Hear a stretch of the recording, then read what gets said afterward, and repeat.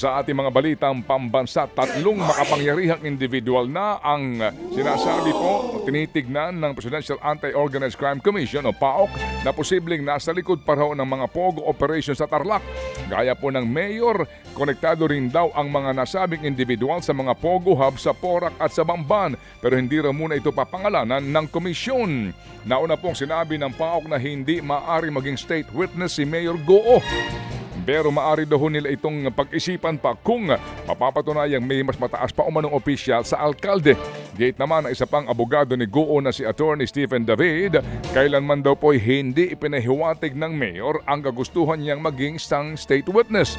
Dahil naninindigan daw si Goo na hindi siya sangkot sa anumang illegal na operasyon ng mga POGO. Samantala, isa umanong barko ng China Coast Guard ang nangharang ng dalawang barko ng Philippine Coast Guard malapit sa Ayungin Shoal.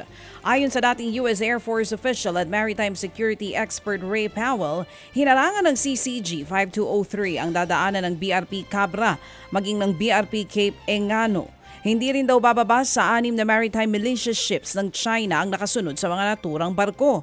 Kasunod naman yan ang monitor ng dalawang barko ng Philippine Coast Guard na lumalayo sa Ayungin Shoal pero patuloy pa rin sa pagbuntot ang CCG.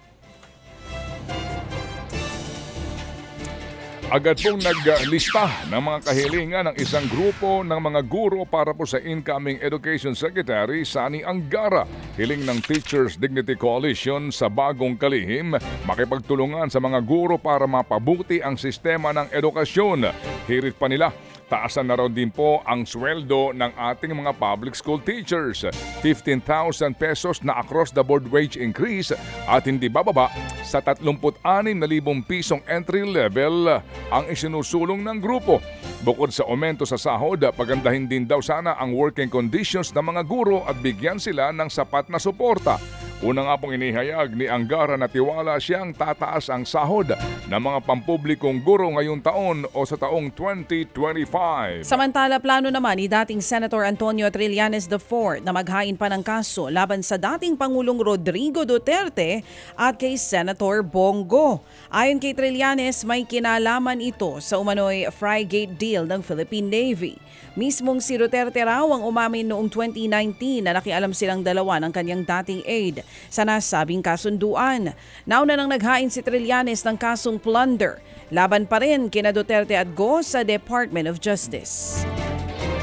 Magiging sakop na umano ng Social Security System o SSS coverage ang mga benepisyaryo ng Pantawid Pamilyang Pilipino Program of 4Ps.